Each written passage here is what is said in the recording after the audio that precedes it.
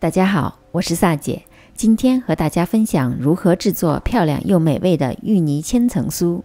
香滑的芋泥包裹着酥脆的肉松，外层的酥皮层次感分明，吃了一个还想吃。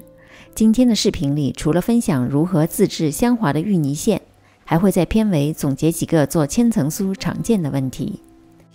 首先，我们来制作芋泥馅。芋头和紫薯去皮切成薄片，加紫薯主要是为了增加芋泥的颜色，变成淡淡的紫色，所以紫薯不用加的太多。洗干净放入蒸锅里，大火蒸大约20多分钟。筷子很容易插入，就表示蒸熟了。捣成泥。现在的芋泥还有不少颗粒，所以需要用搅拌器把它打得更加的顺滑，水要一点点的加，搅拌器能打得动即可，否则芋泥就会太稀。看现在的芋泥顺滑的见不到一点颗粒。芋泥需要炒成芋泥馅，炒馅需要记住2点：第一，要用不粘锅；第二，全程中小火，通过不断翻炒，让芋泥里的水分慢慢的蒸发。先开中火，将芋泥加热到冒泡，改中小火继续翻炒，分2次加入植物油。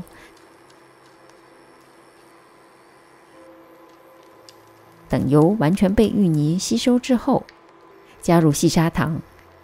这期间一定要不断的翻炒，以免芋泥受热不均匀。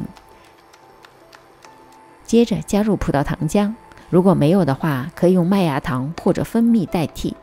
加入葡萄糖浆做出来的馅料保湿性强，不容易干化，吃起来口感也非常的润滑。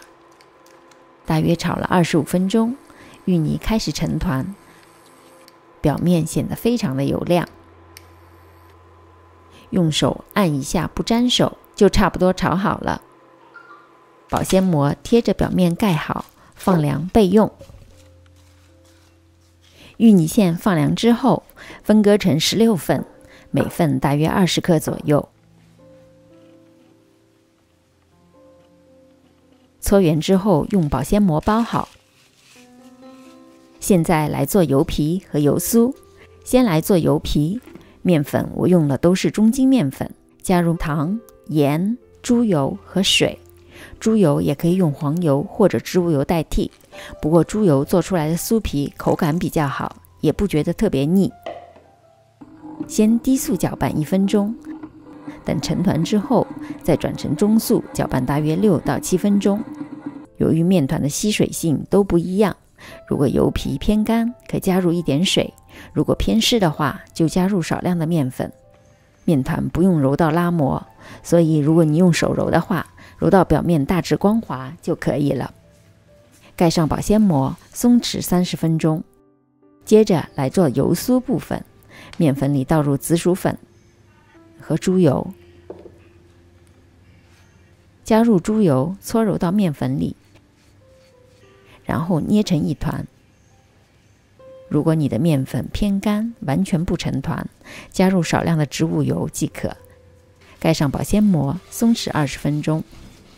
看看现在油皮的状态，拉开已经有薄膜的出现，这样擀皮的话就不容易破酥。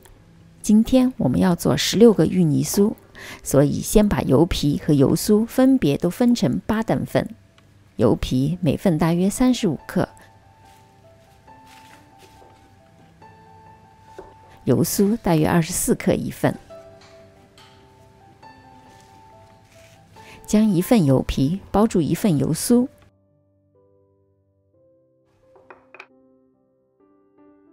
用手的虎口位置收口。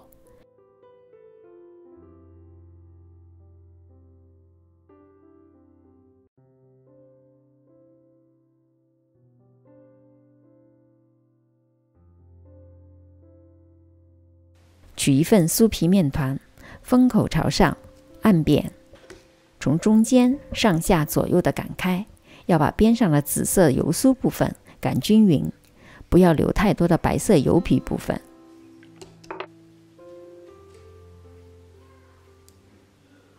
差不多整个油皮包裹着油酥，就完成了第一次的擀卷。封口朝下，盖上保鲜膜，松弛15分钟。为了让芋泥酥更加的美味，我们把芋泥馅里包裹一点酥脆的肉松，不用放太多，否则会比较容易漏。用虎口位置收口。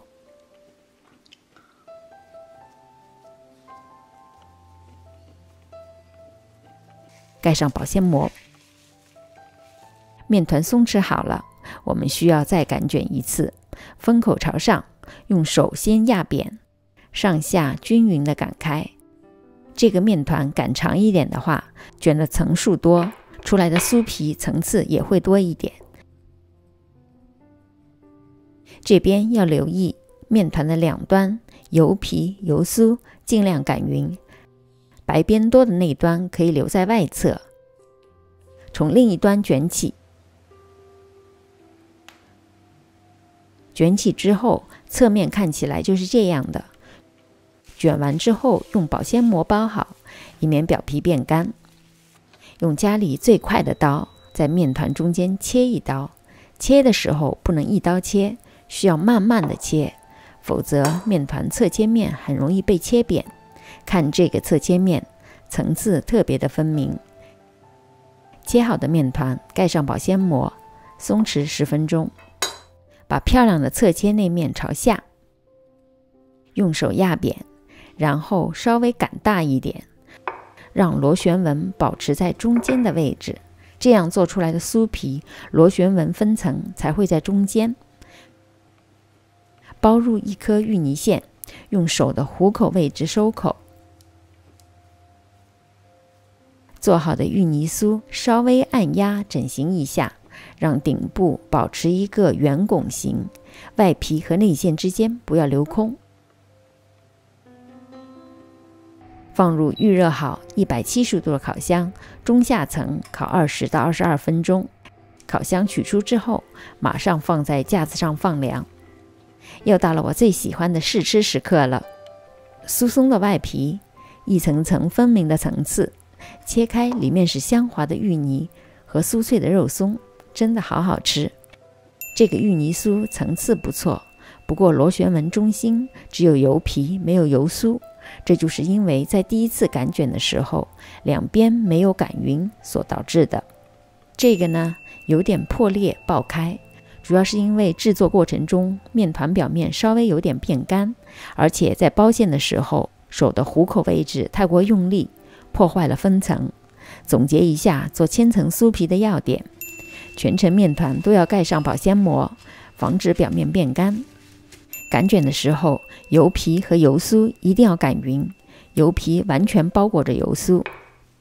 切拌的时候不要一刀切，否则侧切面容易被切扁。